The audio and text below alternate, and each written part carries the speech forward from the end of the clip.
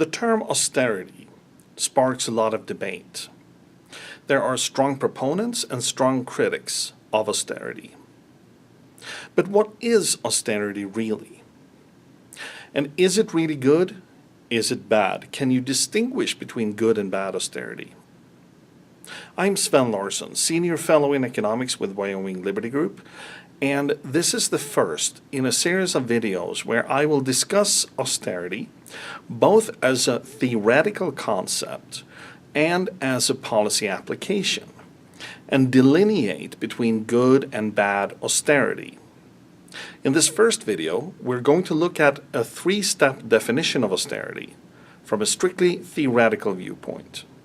We will then use that as a foundation to move into more practical applications of the term austerity in the next video. Austerity is defined in three steps. The first step is the business cycle step.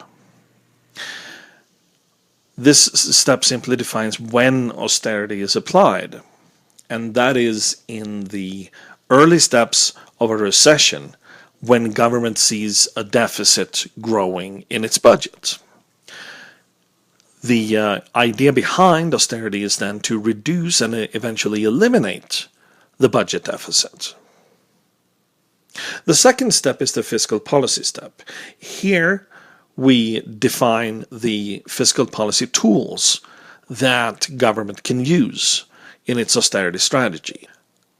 These tools are tax increases, spending cuts, or any combination thereof. The third step defines the purpose behind austerity, and this is the most important part actually in understanding the difference between good austerity and bad austerity. One purpose is what we can call government first. Here, the idea is to preserve government as unscathed as possible through a recession.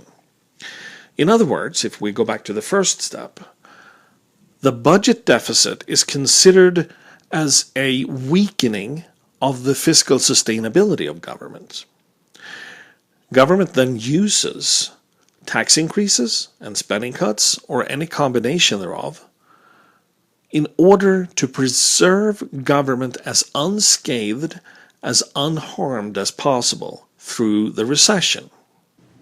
Imagine, for example, a government that wants to preserve its welfare state.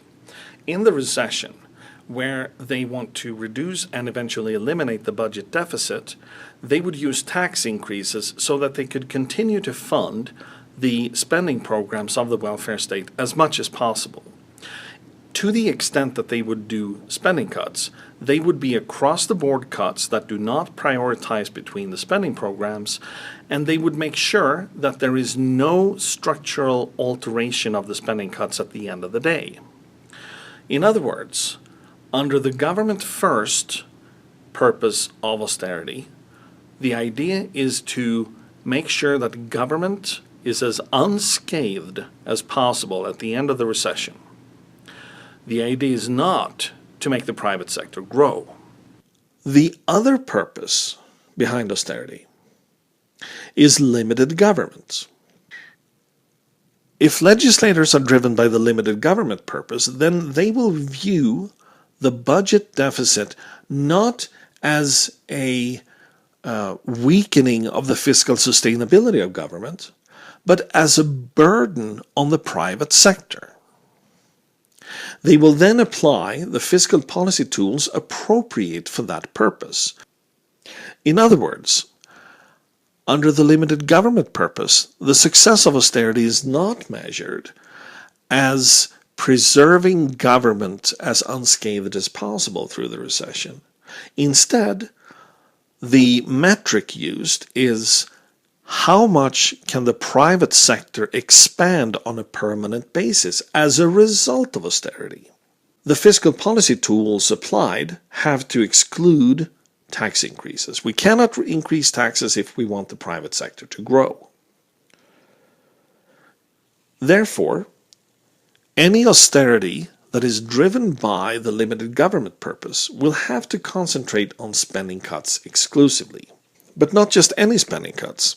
It will have to be spending cuts that permanently reduce the presence of government and permanently expands the room for the private sector to invest and grow in the economy. Let us summarize what we have learned in this video. There is a three-step definition of austerity. First, we define when austerity takes place, which is at the beginning of a recession when there is a growing budget deficit. Secondly, we define what fiscal policy tools we can use, and these are tax increases and spending cuts, or a combination thereof. And third, we define what the purpose is with austerity. The government first purpose means that we do everything we can to preserve government spending programs as unharmed as possible through a recession. The second purpose is the limited government purpose, where we use spending cuts on a permanent basis to grow the room in the economy for the private sector, and to do it on a permanent basis, not just during the recession, but beyond the recession. The metrics to measure success of austerity under the two different purposes are obviously different. Under the government first purpose, the metrics would be how much of government spending programs are unharmed. Under the limited government purpose, the metrics would be how much has the private sector grown as a result of austerity. This was a theoretical introduction to austerity. Thank you for watching, and stay tuned for the second video.